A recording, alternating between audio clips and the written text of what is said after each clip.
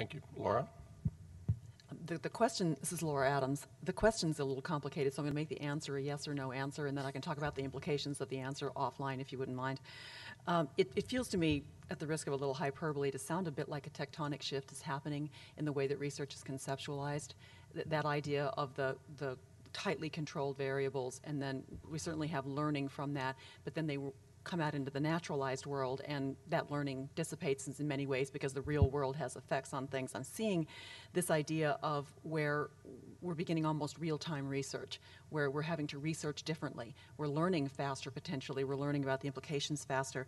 And it reminds me of sort of the raging debate that we've had in quality improvement world for some time, which is the idea that that the type of statistics that we use in quality improvement, which are longitudinal, which we look at the same population, the same ICUs, infection rates over a period of time, we can't get those accepted in adjudicated research journals as real research.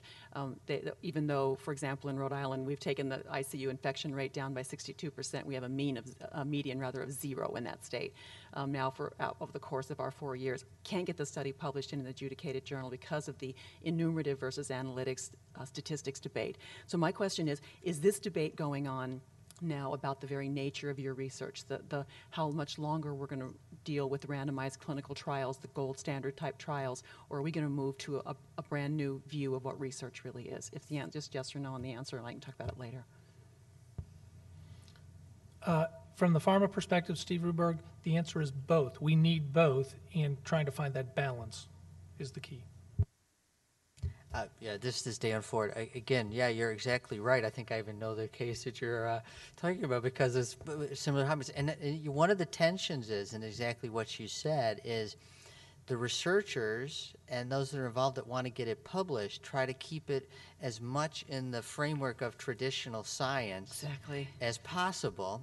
And then that leads to a different set of regulatory issues.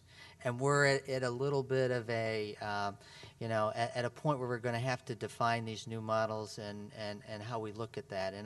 So I think you're right. I think you're going to see that. It's interesting, actually, these NIH challenge grants. I'm looking forward to it that our bioethics group just got one of the challenge grants, which is to say, what's the new framework around research that is so integrated in with clinical care? Exactly. And how does that impact on how we regulate it, look at it, and have it accepted in the scientific community. And I'd so say it'll even, be interesting. Even the underlying statistics, the notion of enumerative being a finite body that will study a finite group, and then analytic statistics are theoretically infinite. We're going to be studying this population of patients over time, theoretically at infinite. So very, very interesting, I think. Thank you. Thank you very much. We're going to be moving on. We have a whole other panel pretty soon, so I have to make sure that we provide enough time for that. But we do have a question from our listening audience, and if there's anybody from the public who's in attendance here today, please come to the microphone while the other question is being addressed, and we'll recognize you. Steve, you want to take that question? Steve Ruberg here online. We have a question from William Friggle. Does NCI's CA-BIG fit your definition of a national data sharing infrastructure, or at least a start toward one? Greg?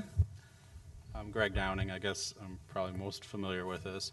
The first layer of capabilities is the development of tools that are open source and shared through a grid computing capability. I think that it serves as a framework that could potentially support multi-site centered trials, for example, and information sharing. I think this is a platform that could represent a component of a national network of systems that share information, but it by itself is not going to support all of the capabilities needed to do that. Thank you very much, and we do appreciate the listening audience submitting questions. And from our public attendee today, would you please identify yourself and let us know your question? Hi, my name is Robin Rayford. I'm with Eclipsis Corporation. I just have a comment to the subject matter experts here that are testifying, as well as to the committee. When you start talking about the clinical research and putting it into meaningful use and that, within the loopholes of ARA, it's not well known. I haven't heard it publicly talked about, so wanted to get it in the public record. There is a large chunk of people who participate in research that are left out of ARA and ARA incentives, and that is comprehensive cancer treatment centers. They are left out, and if you search in ARA under 1861, they are not part of 1861 by definition. They're not paid under the prospective payment system. So obviously it'll take something of Congress to change the Social Security Act or the Medicare Modernization Act. But as go forward, one is thank the comprehensive cancer treatment centers if they go forward and do put in meaningful use, because they're not receiving a dime unless they change the law. And it also affects rehab hospitals as well as psych. And just say that for those people out there in doing lots and lots of research that won't get a dime currently under that incentive. Thanks. Thank you very much for that comment.